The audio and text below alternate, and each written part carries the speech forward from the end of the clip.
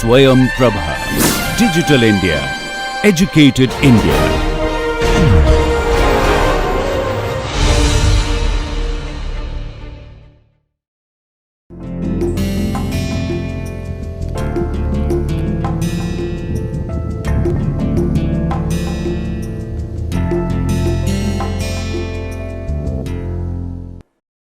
Hello everyone, welcome back again to this online structural geology NPTEL course. We are in our lecture number 32 and week 11. In this week we are learning ductile shear zones. In the previous lecture we learned the different aspects of ductile shear zones, and this lecture will particularly focus on the kinematic indicators of ductile shear zones. In the previous lecture, we mostly dealt with the mechanics, how do the shear zones form, their different characteristics and so on.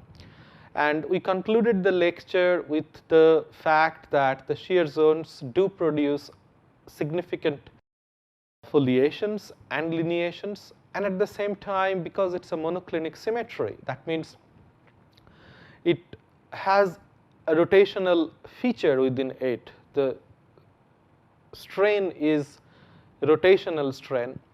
This is why it is a shear strain.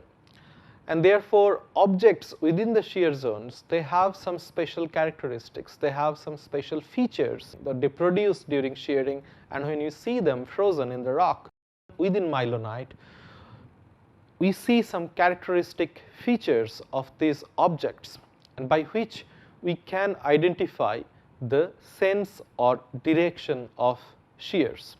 And these are known as a kinematic or shear sense indicators or shear direction indicators.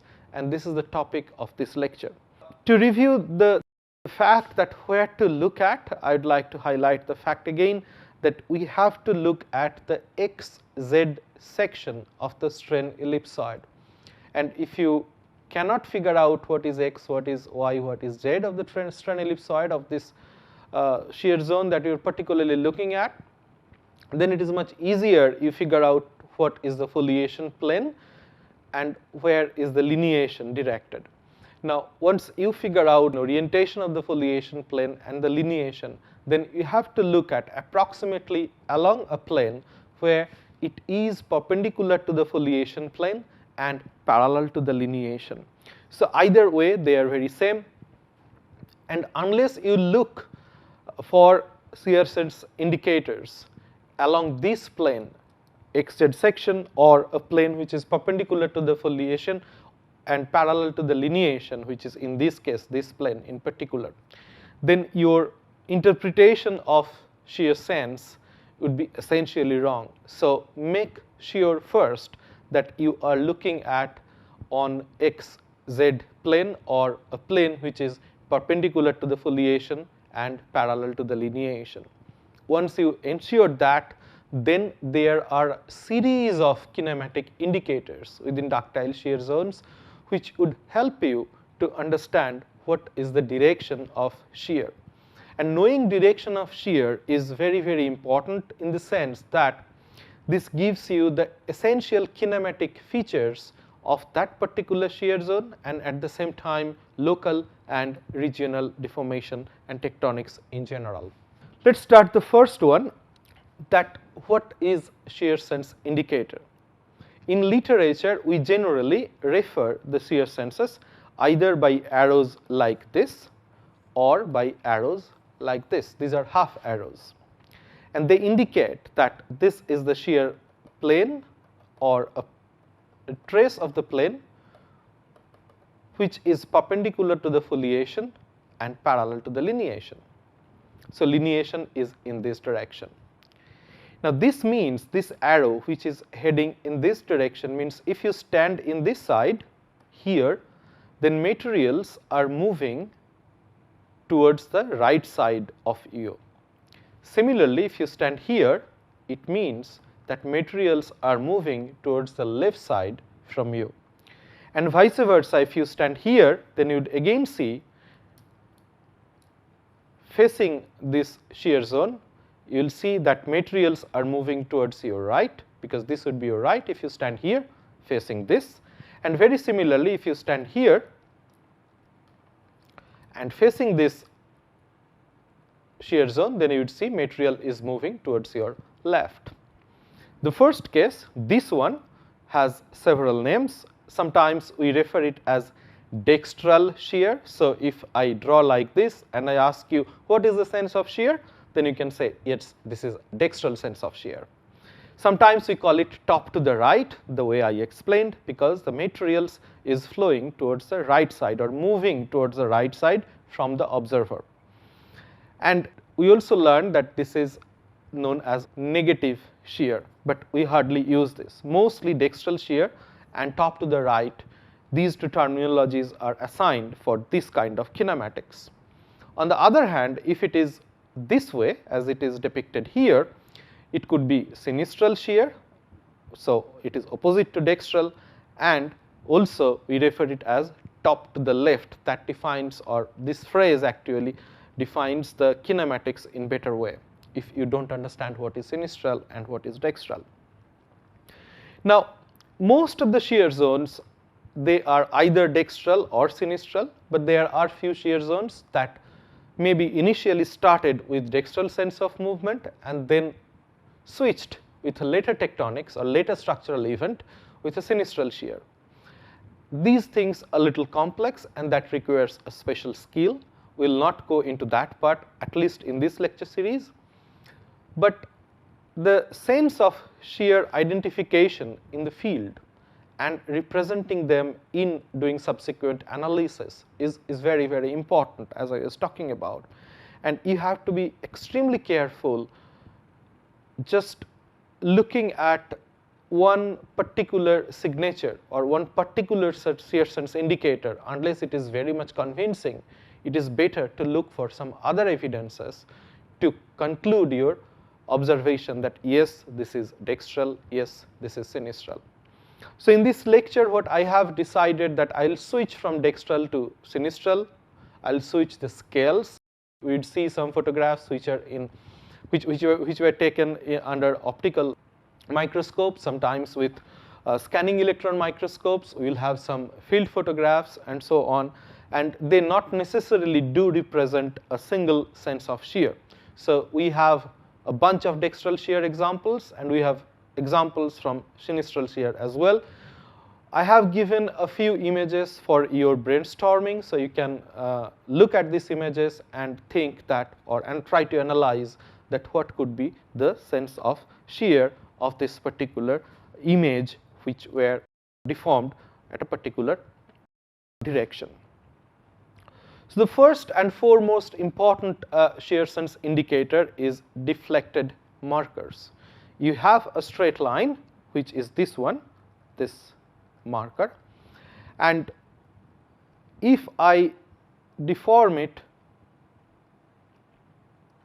in the dextral manner, I had to do it because this is how it is done in this illustration, then it would deflect. And we know that this distance, we know how to measure it, this is d. So this clearly tells you, if you don't have this sequence, if you don't have this image or don't have this image, just you look at it, you can clearly figure out that this is moving in this direction, this is moving in this direction, isn't it? And therefore, we can clearly say that sense of shear in this system is dextral. If we look at this other image here, this marker got deflected towards this side and this one to this side. So in this case, this is sinistral. Now this appears in a very simpler way, but there are several examples, and I particularly see that students do a series of mistakes in concluding the shear sense, particularly from looking at images or objects. So once we identify this, but there is one particular trick that I will also let you know that how does it work. So this is in a very simple way you can identify, but let's try to look at some complex situations. For example, this one, where we can see that this is the shear zone and this is the wall rock. but this is a trace of the marker plane on this section, and this is your xz section. Okay, this is a plain xz section. Now again it appears a little bit easier for you, that you can figure out that this is something like that, and it is going within the shear zone, got extreme ductile deformation, did not lose the continuity anyway, and then it is here in this side.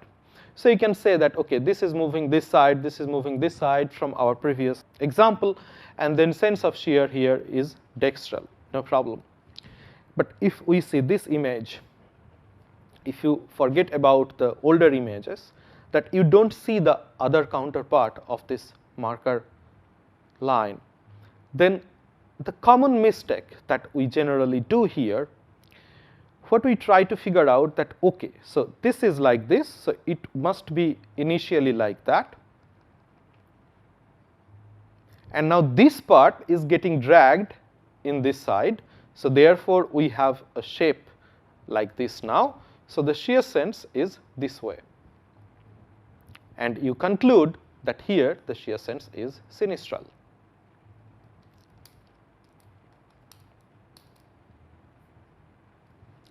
And when I check exam papers, I figure out that students generally reply it this way, or in some conferences and other places. But this is wrong. Why?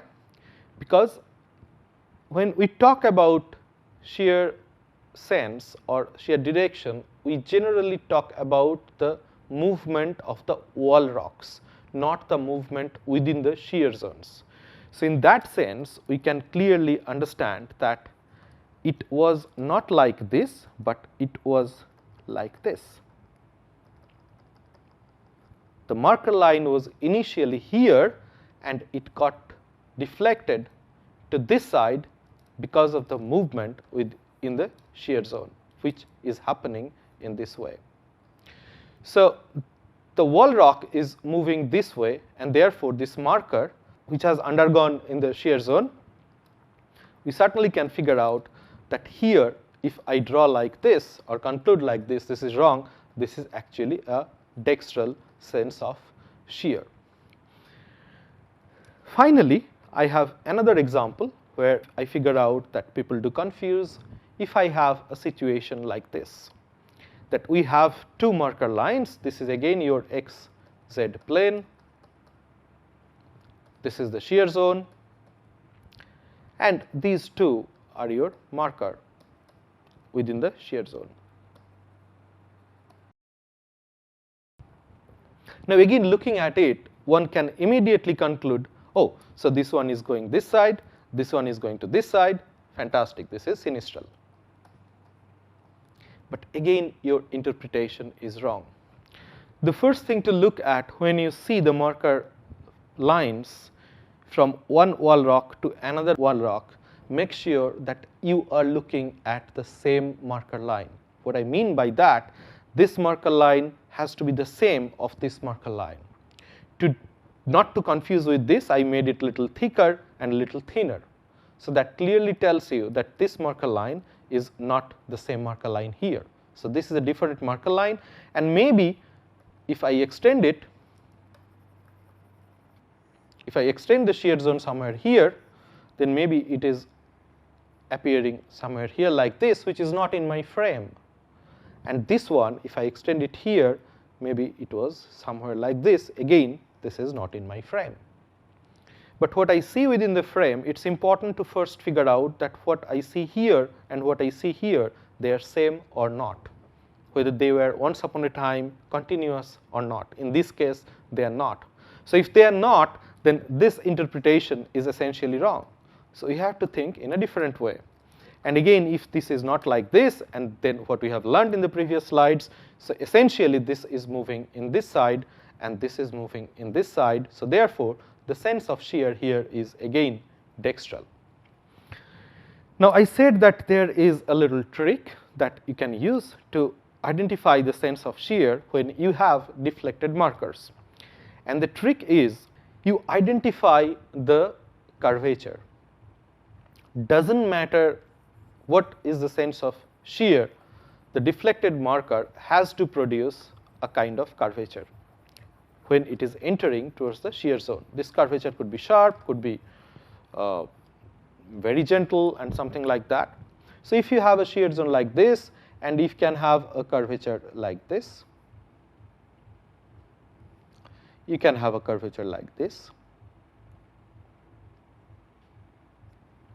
or you can have a curvature even gentler like this.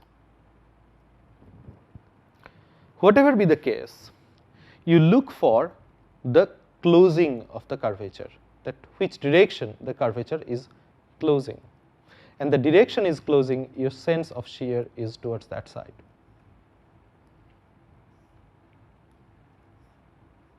So in each case, this is dextral. If it is sinistral, for example, if I take this one, this example in a sinistral form, it has to be like this.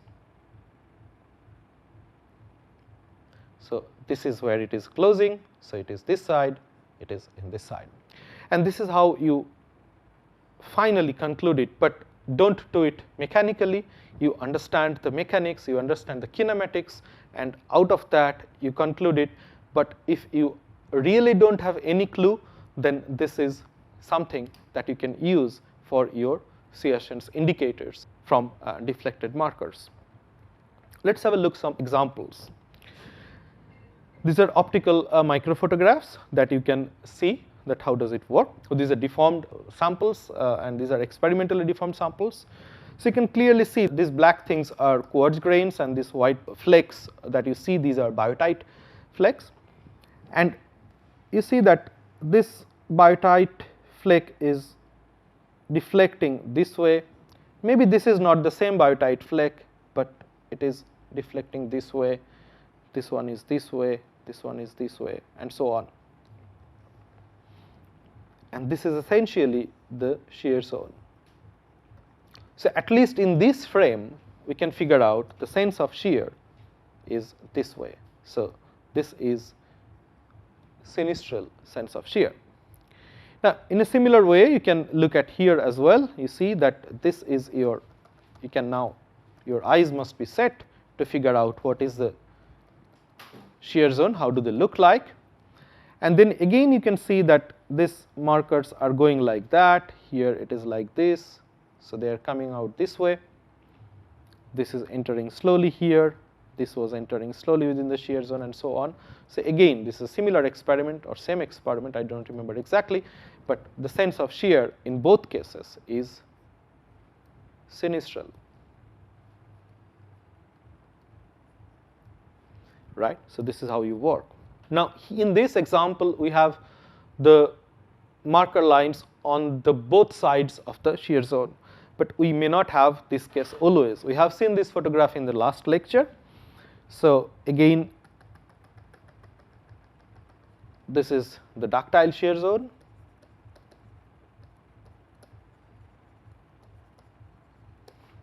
And this part is the wall rock. Here we have a marker, maybe a little vein here, which is getting deflected towards the shear zone this way. And the sense of shear in this wall is like this. So this is again a sinistral sense of displacement from this marker zone. We'll go to another image. We have seen the schematic illustration of such kind of features. Now again, I have a large mica biotite grain here. It might be an optical illusion, but you may figure out that this grain and this grain, these two were together once upon a time. They got shifted this way, so the sense of shear is this way. All right, and you conclude that this is sinistral, but it is not. First of all, there is no evidence that these two grains were once upon a time together. These two grains were actually two separate grains. I didn't see it, but you can figure it out from other evidences. What do you see here? This is the shear zone, of course, as you can figure out. And these are the wall rock.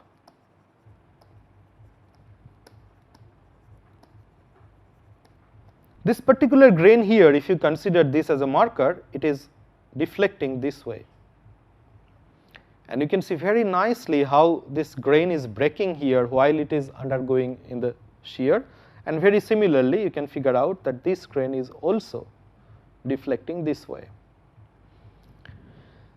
And what we have learned from our trick, that the direction it closes curvature, it has to be this way. So it is actually suggesting me dextral. Do I have other evidences? Yes. So this one is entering in this way here. So these are few interesting things that you can use to summarize that what is the sense of shear in ductile shear zones using deflected markers. It may appear very easy, and it may appear as confusing as this image. So be very careful, you look for some other evidences and see what is the actual sense of shear. Not necessarily you have to conclude from this particular image. You have enough exposure, you have enough rocks. So if you can't figure out in a particular area, if you're observing a thin section, that what is the sense of shear, you don't have to, no one forced you. You go to the other places of the thin sections and try to figure out. If there is a shear, it's not that there will be only one evidence or only one object to give you the sense of shear. There could be many other possibilities, so look for them, search for them. Not necessarily you have to conclude from only one feature. To speak about the features, let's see this image. So this is a large-scale image of what we are looking at of the similar experiments, quartz biotite aggregate. What we see here, a series of shear zones. 1, 2, 3, 4. Someone did not mature, did not come out here, but these are essentially the ductile shear zones. And they are oriented, at least in this image, here is one wick, like this, and so on. We also see some fractures here, we will talk about this later. So you can see that this series of shear zones here, they are producing a new foliation, they are producing a new fabric system. You also see that we have another fabric which is going like this, which is your primary fabric. They are getting deflected this way. They are undergoing shear, right? So the shear is like this here. Now this is not an individual shear zone. And to think of this consequences, as we talked about in one of our previous lectures, that shear zones are not only characterized by a single set of foliation. During deformation, it produces at least 3 sets of foliations.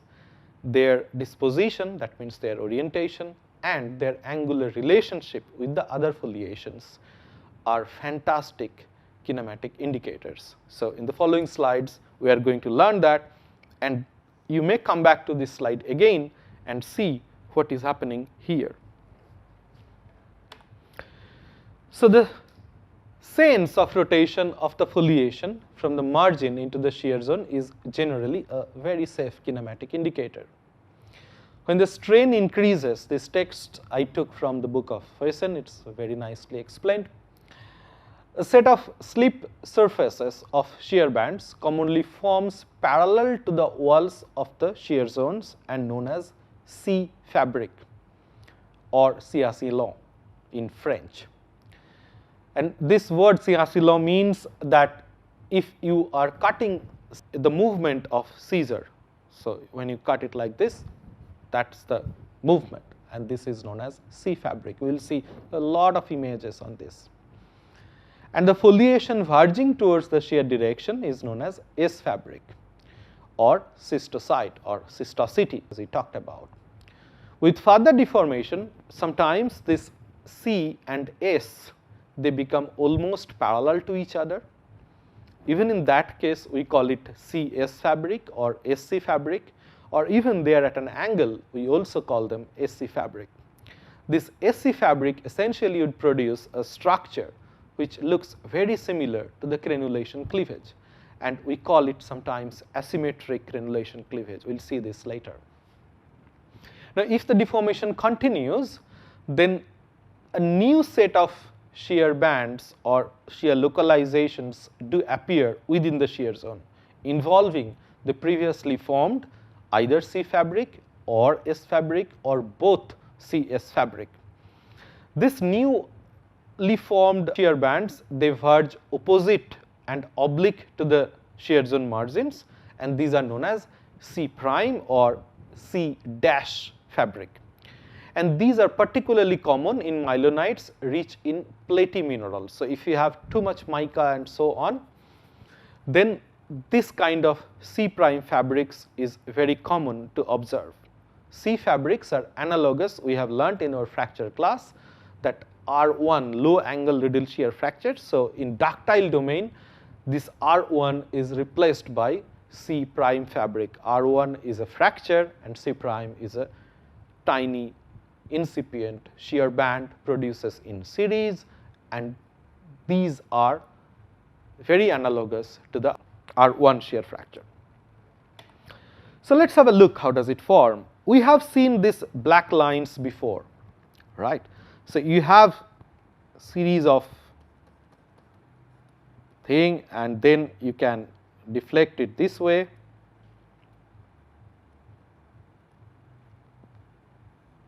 Looking at a shear zone, or you have an isotropic rock and you are forming new foliation there. So, these black lines here could be either initial set or foliations that developed during the shear movement, but in this case we will consider that these are foliations that developed during the shear movement. If this is the shear zone boundary,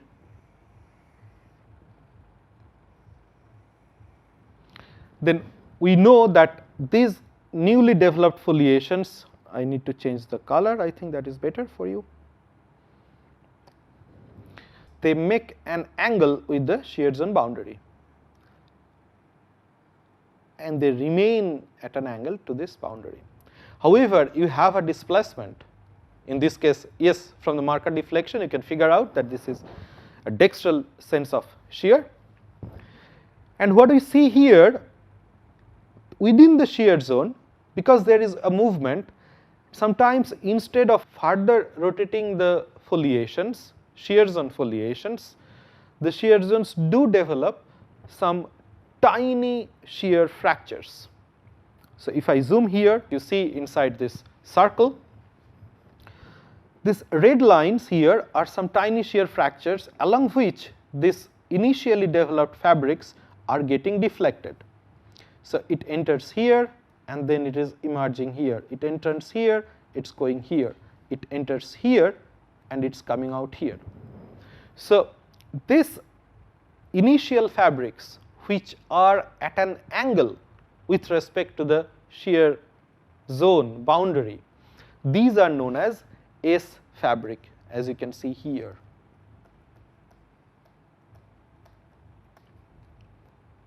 And these little slips that you see within the shear zones, these are C fabric, and together the fabric is known as SC fabric. Now, two very important things, S fabric is a foliation and C fabric is tiny slip plane. So, do not confuse, C is not a typical foliation plane, C is tiny slip planes which are aligned parallel to the bulk shear direction. So, S fabric is at an angle with respect to the shear zone boundary, and C is parallel to the shear boundary. Now, we can clearly figure out that the second point I would like to highlight, that how do we understand then what is the sense of shear.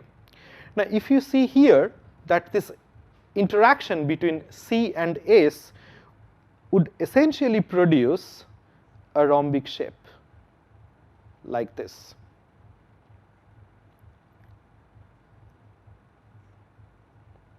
As you can see here. Okay. Or in other words, with a mature deformation, if you don't follow the geometry very honestly, they produce something like this.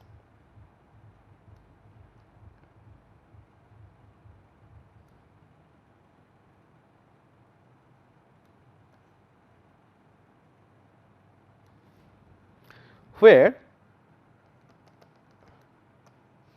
this orientation is the orientation of S fabric and this orientation is the orientation of C fabric.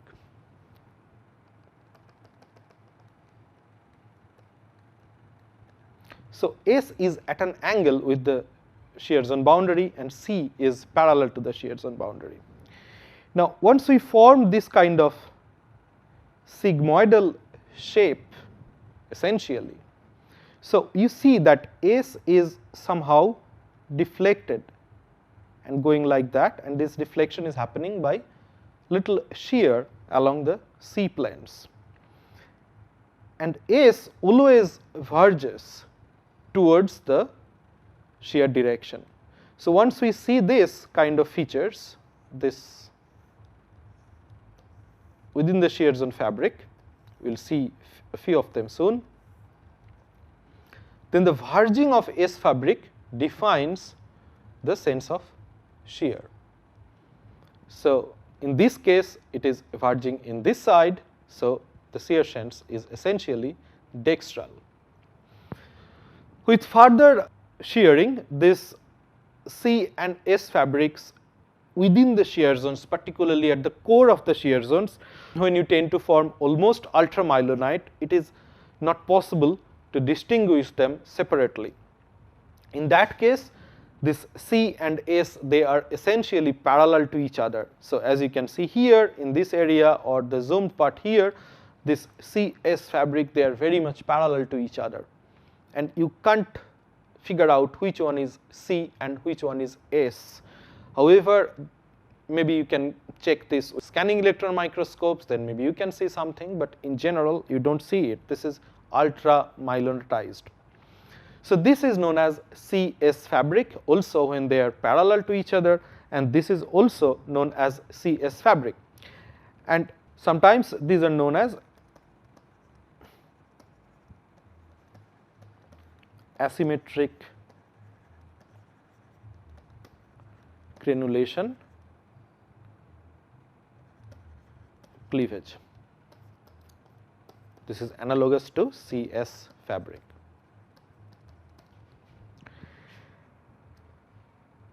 But here we don't see that, at least in the scale we are observing here. If the deformation continues further, then we form a new fabric, as we learned from the text, this C prime fabric. So here from this marker deflection we clearly figure out that this is a dextral sense of shear, but if we don't know this, if we just observing somewhere here, then how do we know that this is dextral or sinistral? There C prime fabrics are going to help you. So C prime fabrics, these are shear planes. They do develop at an angle and with a vergence opposite to the sense of shear. As you can see here that the fabric is developing here like this. And this is opposite, the vergence of these lines or this fabric is opposite to the sense of shear. And if we zoom it, then you will see that this fabric, initial C-S fabric or C fabric or S fabric, which was subparallel or parallel to the shear zone boundaries or bulk sense of shear, then these things got also deflected like this. So the sense of shear is very similar as we have figured it out. So these are the sense of shear within the shear zone.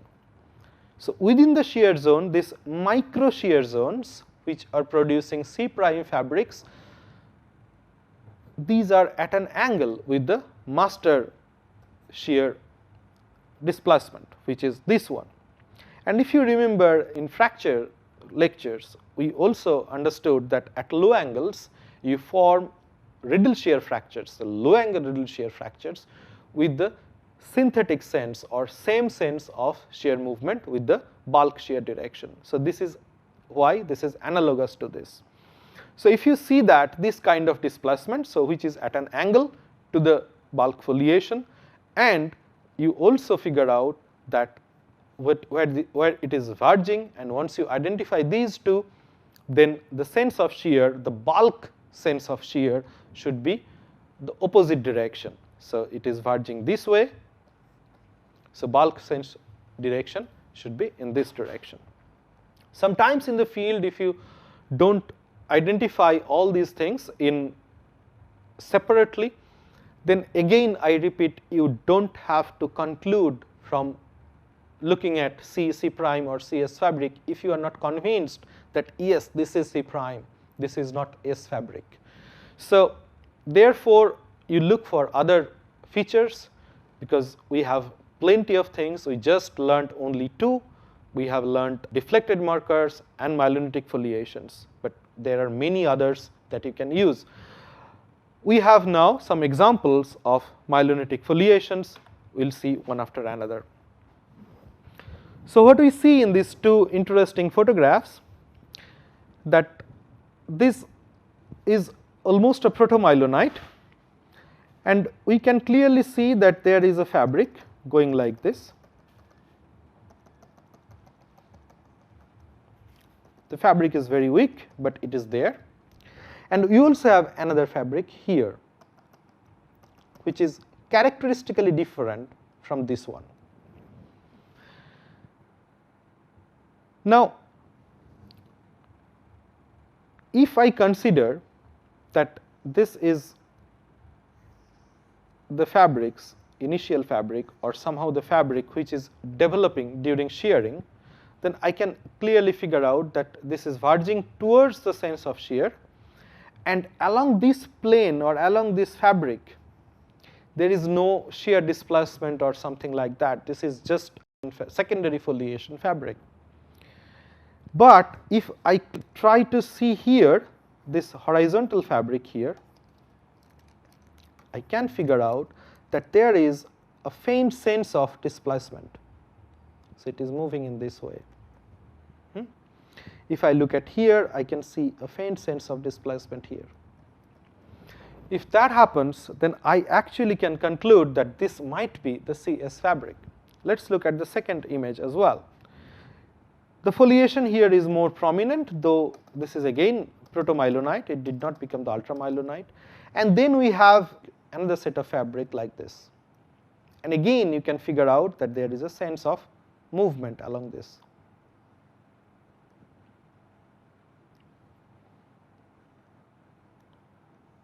So these are your micro shear planes. So this also appearing to be the CS fabric. So if we try to conclude it, so it would appear like this, that these yellow lines in this both images, these are the S fabric, and the red lines in both images, these are the CS fabric. And if that happens from the study we have just finished with the illustrations, the sense of shear must be something like that, where the shear plane should be, or bulk shear direction should be parallel to the C fabric. That's why I have aligned it slightly, not to the frame of this image. So if you can identify clearly that this is your C fabric, the shear direction should be parallel to the C fabric. Now you see this also in micro scale. So this is a quartz myelonite, and you can clearly see that we have one fabric which is C, and then we have another fabric which is confined between two sets of C fabrics. So this is C fabric, and then you have S fabric which is at an angle, developing like this, right. So in this case, S is verging towards like this, and C is like this. So sense of shear in this case must be sinistral.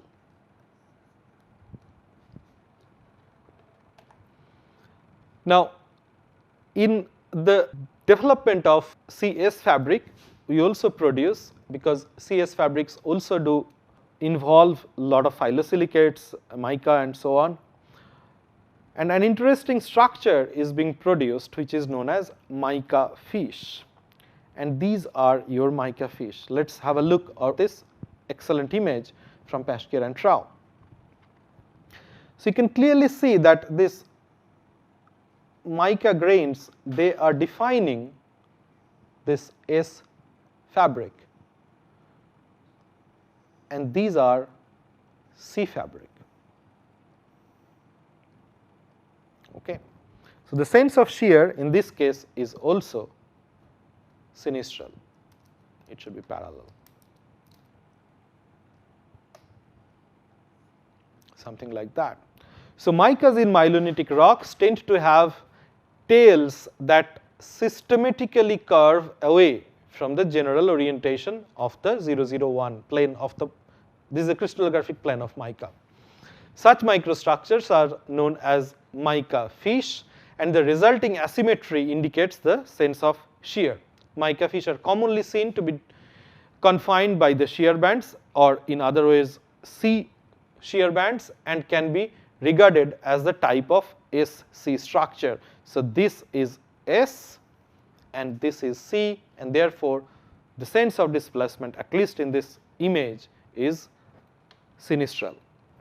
Now here I give you one photograph which I am not going to demonstrate what it is. You can identify the foliations and the whether this is C or S, which one is C, which one is S, and you try to figure out that what is this, or this is at all something from which you can conclude this is CS fabric or not. So C prime fabric we see here excellently. Here the characters are a little bit different. So this horizontal fabric that you see with the general horizontal trend, this could be either C or S or CS fabric together. But we clearly see that if I try to connect, that these are not straight, but these are a little bit wavy. Of course we have something here, but we will look about it later.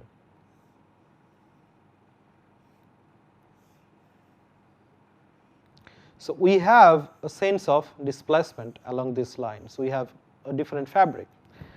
And again, if we think of our marker deflections, for example, if I try to focus it here, the curvature is going like that, and it is coming out somewhere like this.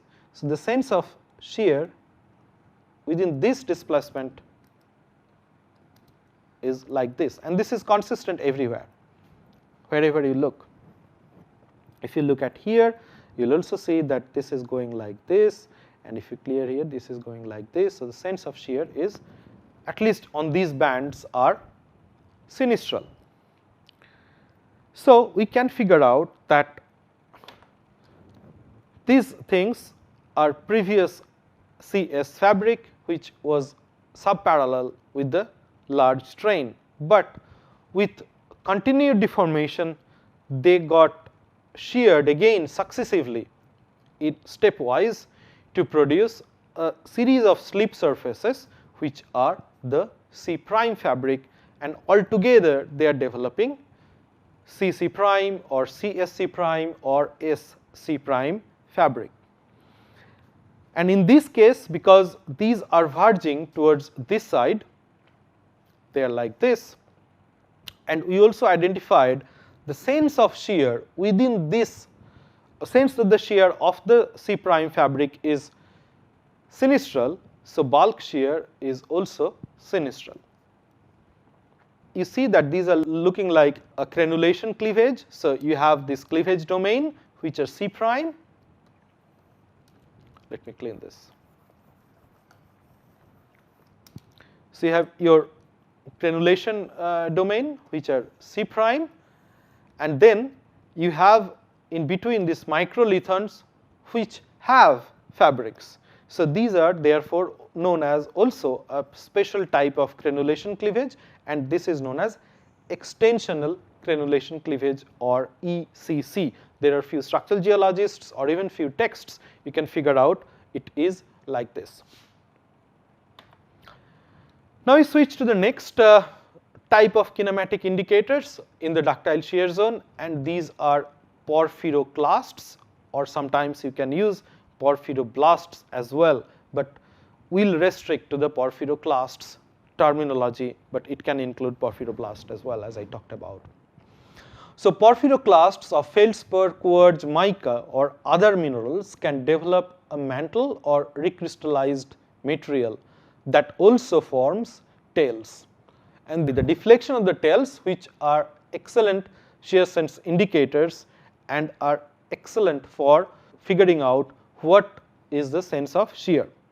And there are three types of porphyroclasts in the sense of identifying the shear direction. One is sigma type, one is delta type, and another is phi type. What we see here, we'll see in this detail in the illustrations for individual. So this is the initial porphyroclast, which may be in a circular pattern or spherical pattern in 3 dimension, and then they form tails in different ways. So here it is like this, and if you rotate it, it actually looks like the Greek letter sigma, half sigma, okay. Or if you add it here, then it forms something very similar to this. This is known as delta because Greek letter delta looks like this, and they simply, you can add another wing and it forms like this, and this is phi because the Greek letter phi is something like that, so you can draw it like this, and then it becomes phi structure. So these are the name, this is the way these are named from the Greek letters. So sigma type porphyroclasts have tails that do not cross the reference line. What you see here is this one is the reference line, so some sort of a median line that you can draw from the middle of the clast. So this is the reference line.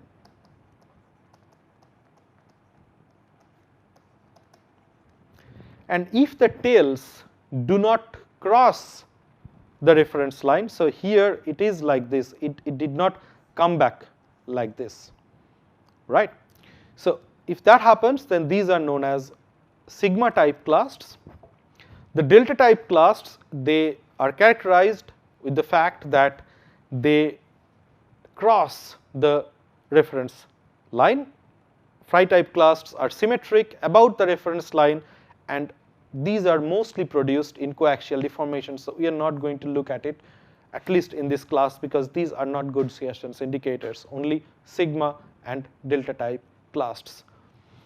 So from this we'll take now the sigma type and delta type of structures and how they are useful in figuring out the kinematic sense of the shear zones. We'll see one after another.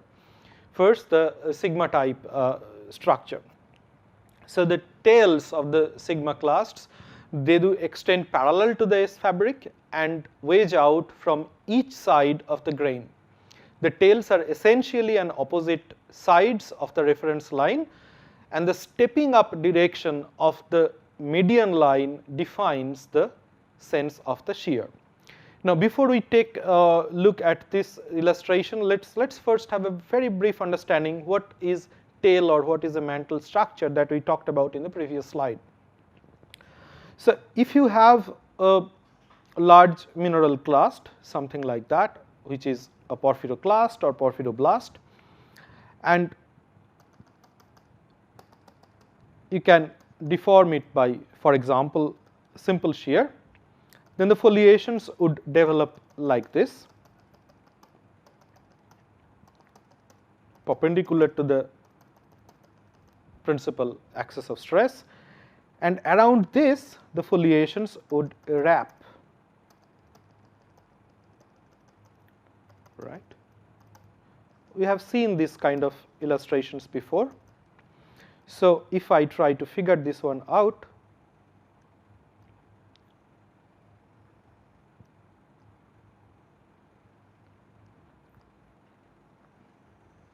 we particularly have seen this in the lineation lecture, and this place is known as the zone of pressure shadow.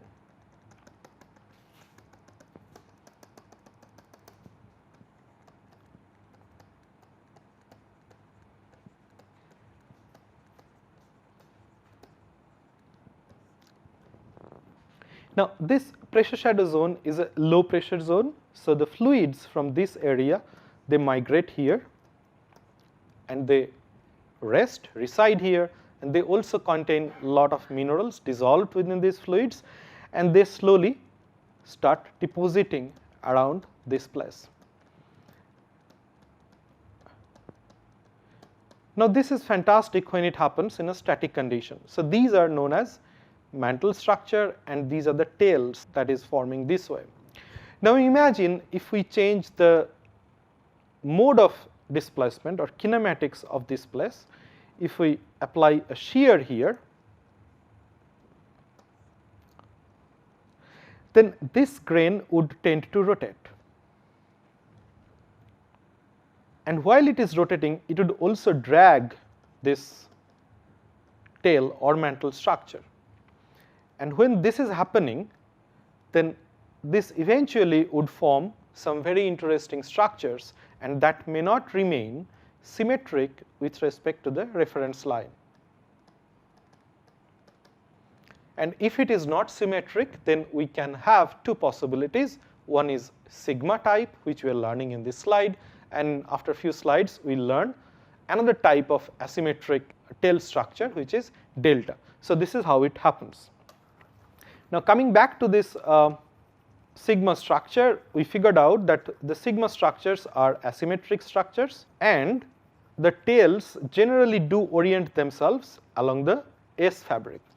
So what we see here, if this hexagon that is drawn here, these illustrations are from the lecture notes of Professor Burg. So then you have the hexagon here, which is the mineral grain, and then the tail structures would form if the shear sense is dextral, as it is given here with the black arrowheads. So the S fabric would form in this manner, and therefore the tail structure would develop something like that. And these are the strain shadow or pressure shadow zones. And if we look at, in that case, this is the reference line. So if we follow this, it goes like this, and then it makes a step and works this way. So you can figure things this way, that to figure out what is the step. Or you can also think of this way, that you can take the tip and then follow the reference line parallel to the reference line.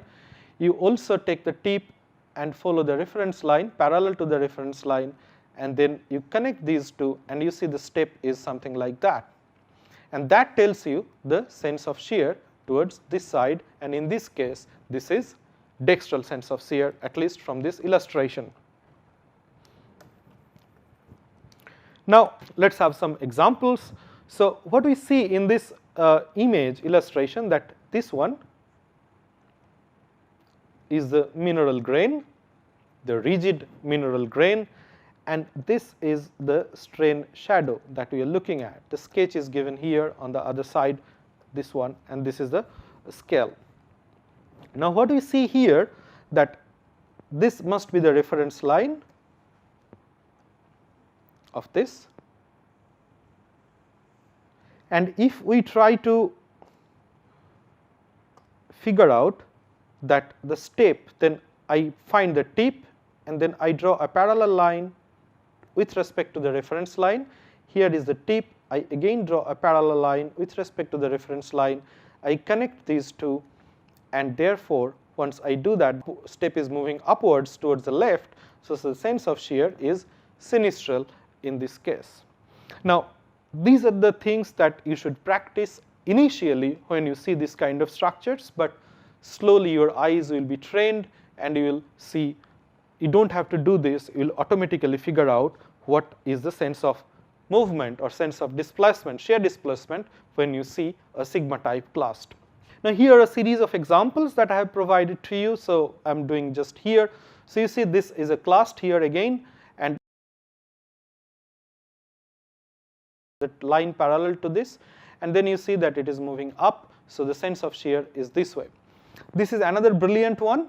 So the tail is something like this here, and tail is here, and the reference line would be, in this case, something like that. And again, you can draw a line parallel to the reference line, you can draw a line parallel to the reference line from the tip, you come at the middle, you see the step is happening in this direction, so this is the sense of shear. In this case, it is also dextral. Now this is a little bit complex, the third image. If I see, for example, there are many clasts, so if I see this one here, it is referring to this side, but if I see this one here, this typical clast that I am seeing here, then it is suggesting this side. So when this happens, it is a little confusing. So you can take as many as you want, so you see different things, and then statistically you say, okay, the maximum clasts are showing shear displacement in this manner, so this is the sense of shear. But that may not be always the true idea of doing it, particularly when you see something like this in your field. And you see there are many clasts and they are producing alternate sense of shear in many, many cases.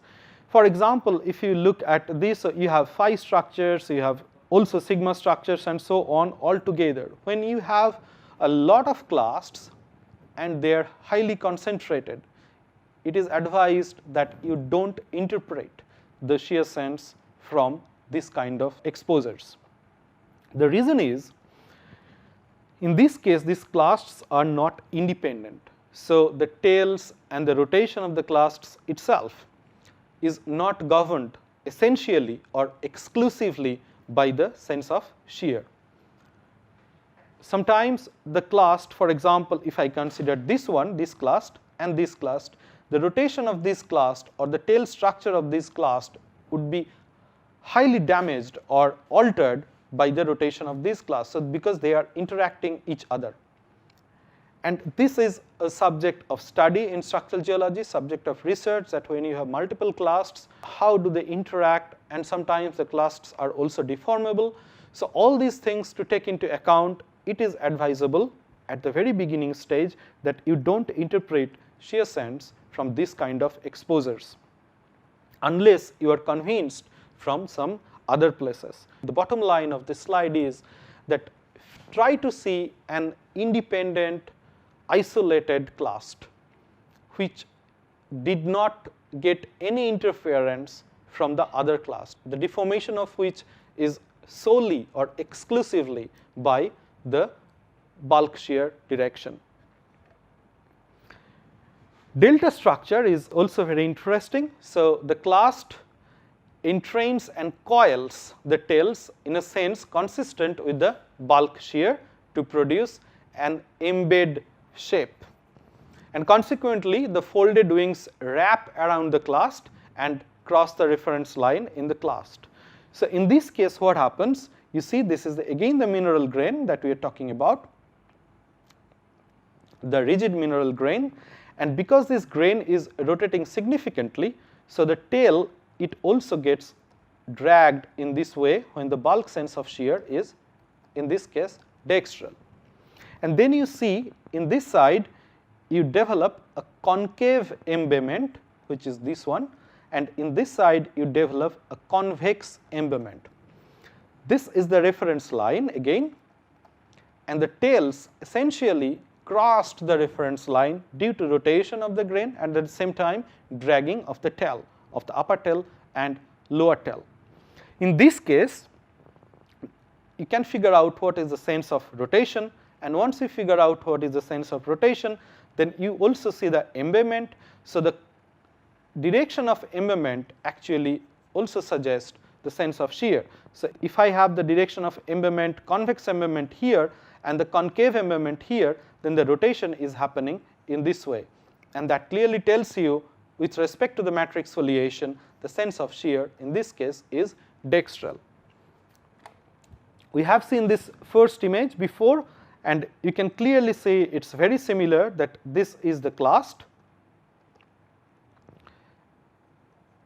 and approximately this is the reference line. You have the embayment here, the convex embayment and the concave embayment.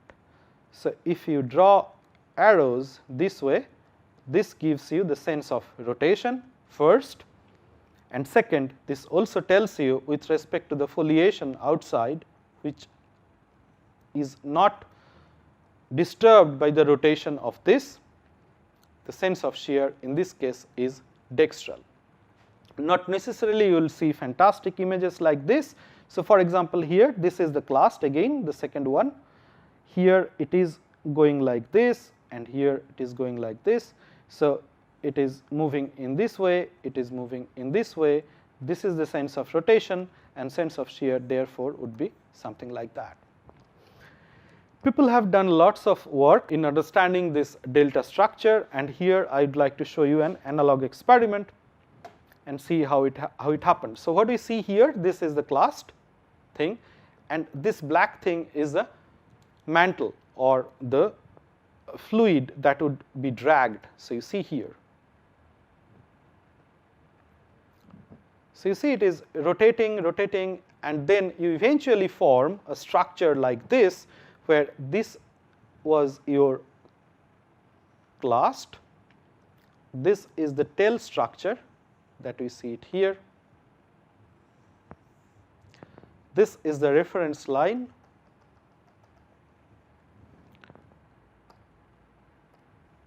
this is embayment, this is another embayment, and we have seen that it was rotating in this manner. So the sense of shear here is something like that.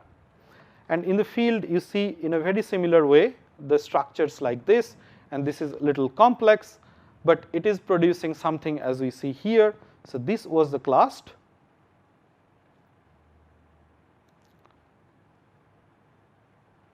the tail one is like this,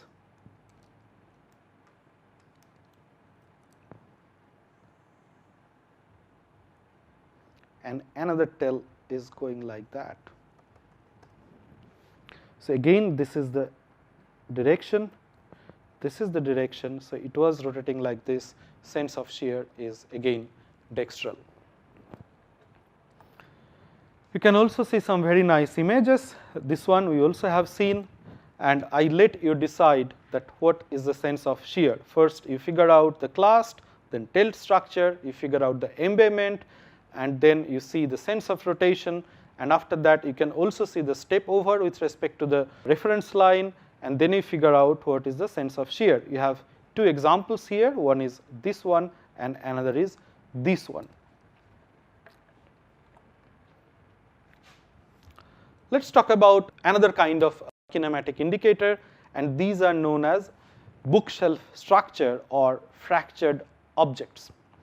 Now sometimes in a ductile shear zone you have clasts which are highly cleaved, or the minerals itself are characterized by their own cleavage. For example, mica and feldspar. And while the shearing is happening, these grains may not undergo ductile deformation, but they prefer to slip along their cleavage planes or crystallographic planes.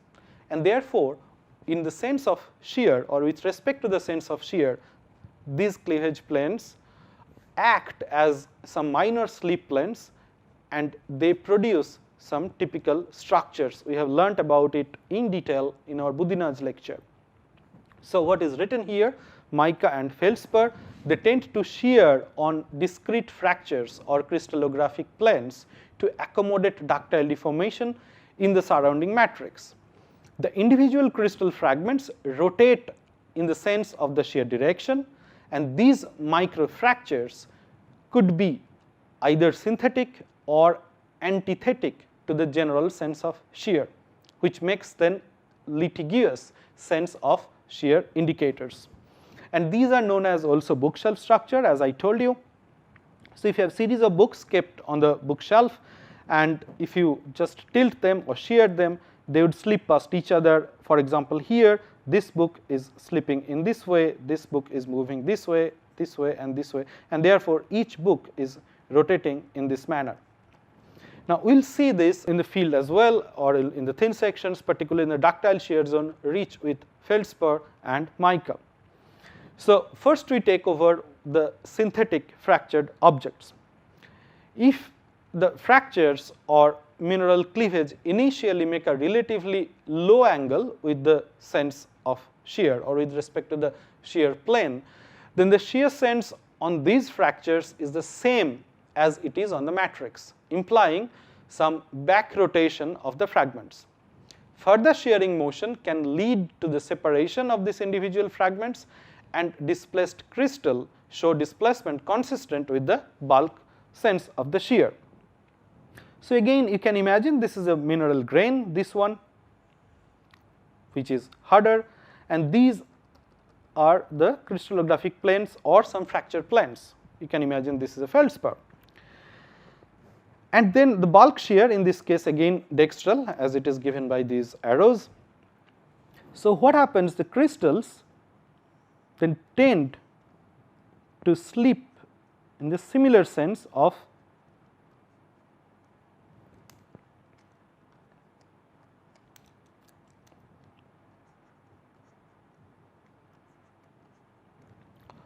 shear displacement, because low angle, and you can figure out these are actually defining the R1 shear fractures.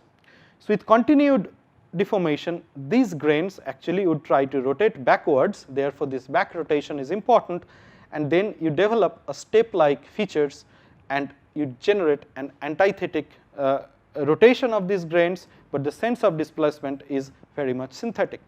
If you see this, then the sense of shear is essentially dextral. Let's see some images.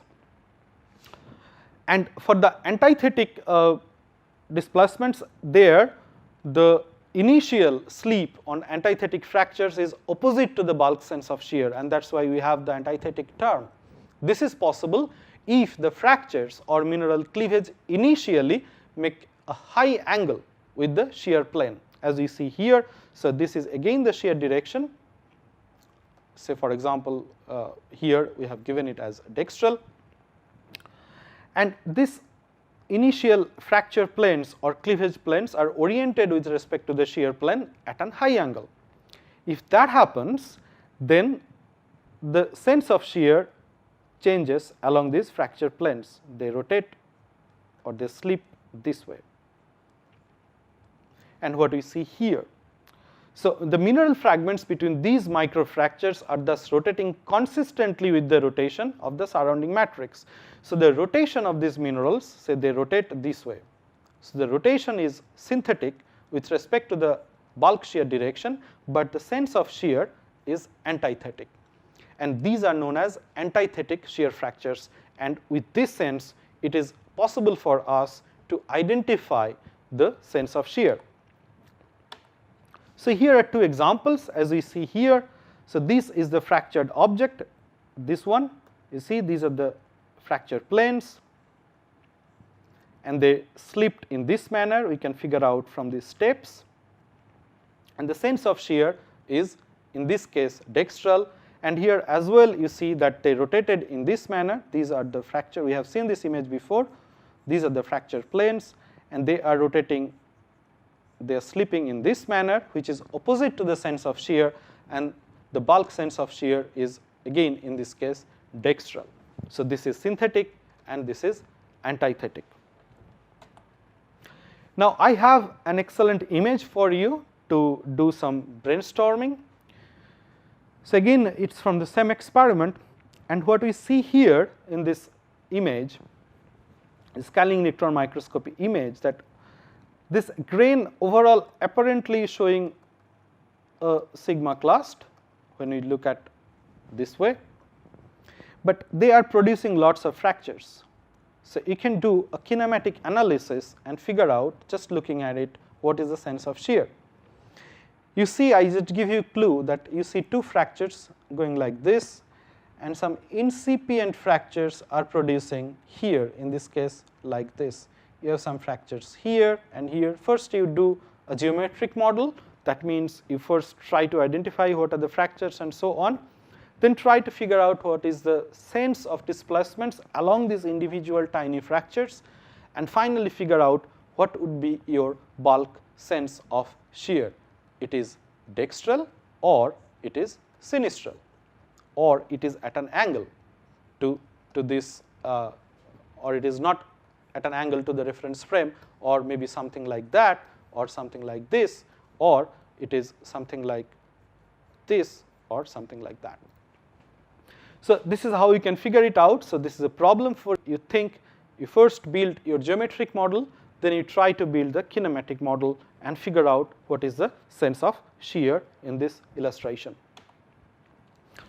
Now we'll go to another kind of kinematic indicators, which are fibers and veins. The orientation of extensional veins indicate the sense of shear in myelonites. Now veins forming under non-coaxial deformation will rotate from the moment they initially generate, and this results in a sigmoidal geometry that can be used to determine the sense of shear. So here are two illustrations. What we see here, that once I have initiated a shear in the sinistral manner, as we see here, then the bulk strain ellipsoid could be like this instantaneously, ISA. I am just exaggerating it from the original one. So once I have an ellipse like that, in response to the sense of sinistral shear, then clearly this is the long axis and this is the short axis. And in other ways, we can figure out that this is the compression direction and this is the extension direction. If that happens, then it is obvious that fractures would produce like this. So they would have this orientation. Again, we have learned this in our fracture lecture. Okay? So we can produce a series of fractures. Let's take one of them as an example like this. So this is the fracture, which generally tend to form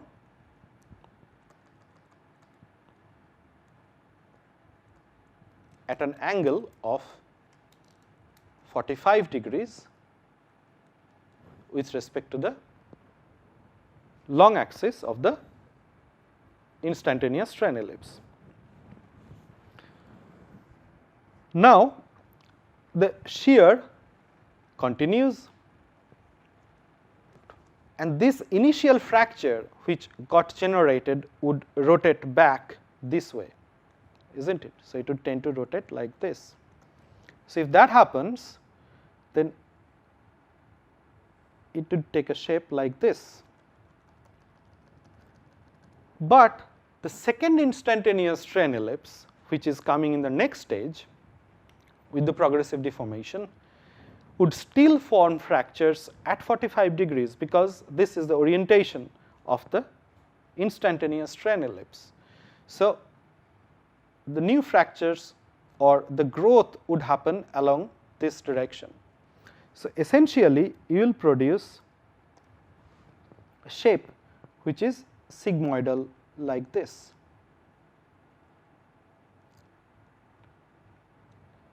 And this can continue, and then you eventually can have a shape like this, where, my God,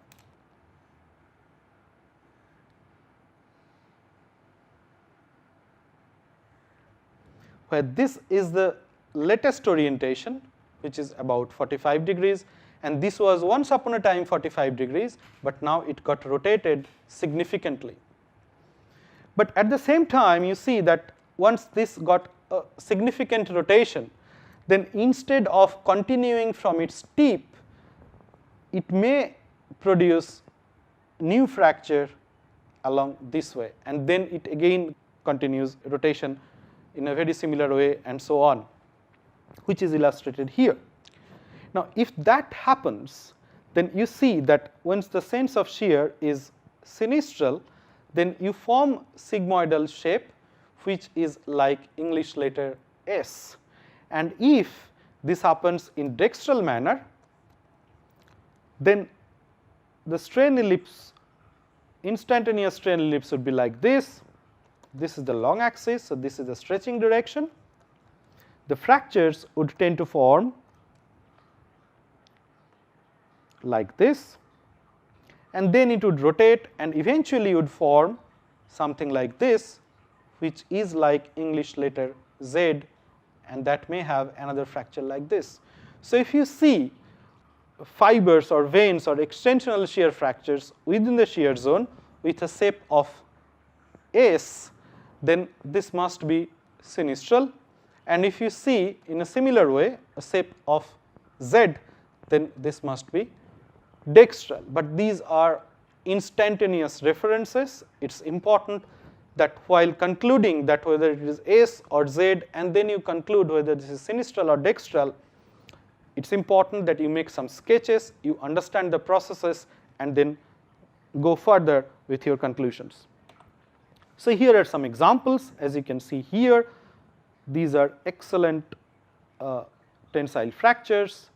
It has a shape of sigmoidal shape here and here as well. And you can figure out that what is the sense of shear from the slide we just learned.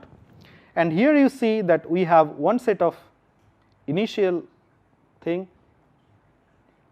which is sigmoidal, and then you see a series of other fracture planes are coming out this way. These are secondary or later fractures of later stage. And this is how these fibers and veins, the tensile fibers and veins in particular, they help you to figure out what is the sense of shear. And in both cases, at least in this example, we see these are in the Z form, so the shear sense is dextral. Now finally, we will see the folds in the shear zone. When we are speaking about or talking about the characteristics of shear zone, we said or we spelled it out that shear zones are characterized by asymmetric folds and sheath folds and reclined folds. Now sheath fold is one of the very interesting folds which once upon a time was termed as I folds, and sometimes people used to confuse it with the dome and basin structures, but later researchers figured out no, the mechanism of formation of this kind of folds, because it was only restricted in the shear zones. So people researched on it, they performed some analog experiments, and they figured out it is essentially a product of shear zone, and we see this only within the shear zone, and these are known as sheath folds. So in myeloid zones, folds form and grow continuously during shearing. At high strains, the foliation in a shear zone will, in theory, be almost parallel to the shear plane, as we have learned. It will still be in the extensional field, but so close to the shear plane that just a modest perturbation of the layering can make it enter in the contractional field, layer parallel compression, to make the fold. And what is this modest little perturbation, or how folds do form in the shear zone, is something, a topic of research. So the result is a family of folds that verge in accordance with respect to the shear. So what we see in this illustration, that this is the foliation, shear is going on, which is given with this purple arrowhead. So a little small perturbation would produce a tiny undulation here that you see here with this little shade. And if things continue, then this tiny undulation would accentuate to produce something like that. And if further actuates, these two sides are pinned, and this would continue to propagate. So eventually you form something which is like a flat cone, right? And this you see in this image excellent field photograph here, and these are known as sheath folds. And you know what is sheath? Sheath is a container where warriors used to rest their sword. So the shape is like this, as you can see here. So sheath is something like that. So where warriors, they used to keep their sword in their thing, and the sword is inside this. So this is known as sheath, and the fold is very much similar to this kind of sheath, and therefore this is known as sheath fold. A cross section of this, if I make a cross section, then it would look like this, as you see here. Now people have seen them in the field, so this is the initiation of the sheath fold. As you can see here, they move like wave, and with further deformation you can generate sheath folds like this. So if you go to a myelonitic zone and keep your eyes open, you know the theory, what is sheath fold, you know how does it look like. It's essential, or it's obvious that you must find a sheath fold in the shear zone.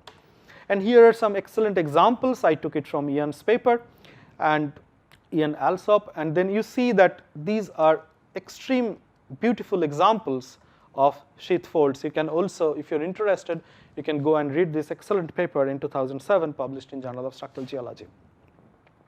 And finally, the asymmetric folds. So the sense of the vergence of this foliation plane of the folds, they generally define the shear sense.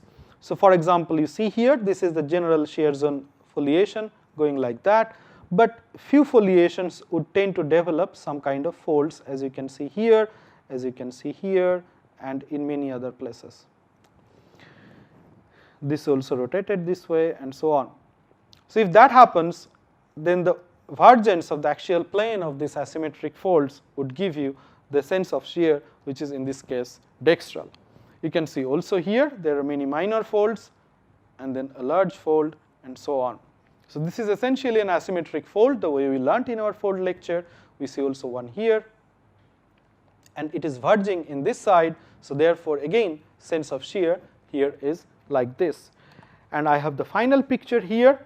What we see here, this is how the myelonite look like, extremely foliated rock, as you can see here, and you see some folds going like this. And the vergence is like this. So in this case, the sense of shear is sinistral. So in this lecture, we have learned a number of kinematic indicators of ductile shear zones that can help you to identify the sense of shear. I said during the lecture, but I'd like to repeat it again, don't conclude just observing only one feature on the sense of shear. You look for some other evidences, at least collect a good number of evidences, you be convinced by yourself, and then you conclude that yes, this is the sense of shear. So I conclude this lecture, and with this we all finish the basic understandings of the structural geology. We covered all topics which are relevant for structural geology, but we learned them only on the slides or with some field photographs.